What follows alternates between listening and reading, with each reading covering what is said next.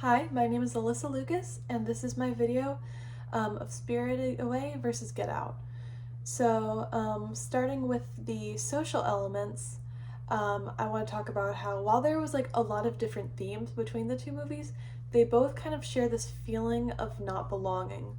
Like, it's Chichiro, she does not belong in the monster world, the spirited world, where she's being seen as a disgusting human and she's working to get home. And Chris and Get Out, while very few things are like said to him, and like that while they like put on this facade of being welcoming, there's like this really clear feeling that he doesn't belong.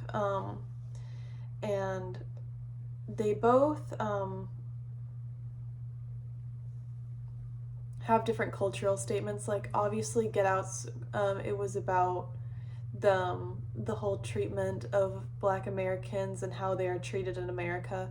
While I wasn't totally sure of the cultural statement being made in Spirited Away, I got a lot of sense about how it was about good versus evil, but in regards to culture, maybe it was something in regards to how cultures collided and one is seen over the other. But for me, that movie was really nuanced in regards to that. I couldn't quite tell. Um, but and then in regards to the formal elements, you had each had Diogenes and non-Diogenes. So the non-Diogenes would be the extra Diogenes in regards to the musical soundtrack in the background, which both either had during moments of tension or was supposed to just add to it. And then Diogenes would be just the typical dialogue or whenever a character's ears are ringing or something's muffled, which happened in Get Out.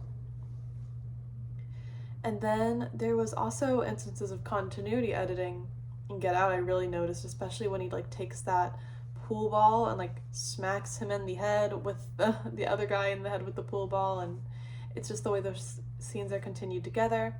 And also, even though both of the movies have like a different setting in like regards to one is animated and the other is in real life, they both have instances of following the 180-degree rule. So I thought that was interesting.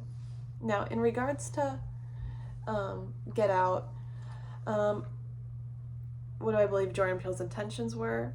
While Jordan Peele definitely made a great film, that's not obviously like his main intention going in. I mean, who isn't trying to make a great film when they're making something? It's art. You obviously want it to be good. But his purpose for the film was about, I really think the film is about performative activism, but then also showing what goes behind the scenes and using someone to your own advantage. I remember hearing, like I was watching a video on the Get Out. I've seen this movie like so many times. It's a good one. I love Jordan Peele, all of his works. Anyways, there was an alternative ending where instead of Rod showing up, it was actually the police. Where it was just like this really sad ending where even though he was attacked, no one believed him and he was in jail and he was blamed for everything. But in the actual ending, because of the Black Lives Matter movement and everything going on, they decided that they were going to change the ending. So Rod showing up, and I am so glad that's the ending because the other one would have made me cry. And then what film do I prefer? Well, I love a Studio Ghibli movie. I definitely preferred Get Out because it wasn't my favorite Studio Ghibli movie, and it's this one. I don't quite know what's going on. I've watched this movie a couple times too, and it's one of those where I'm like, I like how it looks. It's very pretty, but I don't know what's going on. But yeah, I'm a big fan of Jordan Peele's movies. Like I said earlier, from Get Out to Nope. I love Nope. And I think it's because he does horror in such like an enticing way where it's not, while there are moments of gore, he's not like relying on the shock factor, how like graphic he can make something. Like he's truly like making your brain think. It's more thriller than horror. It's horror that's realistic. Like it's stuff you see happening in real life. I don't know if you can do the brain transfusion in real life, but I'm not interested in finding out.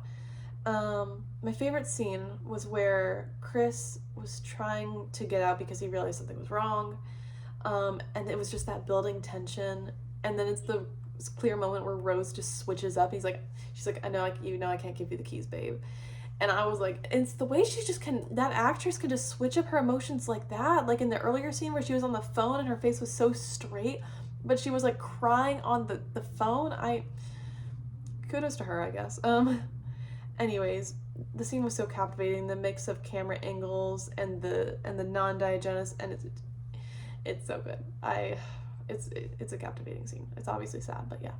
Anyways, I loved both movies. I think that they were great, and it was another good opportunity to learn about the words we learned this week.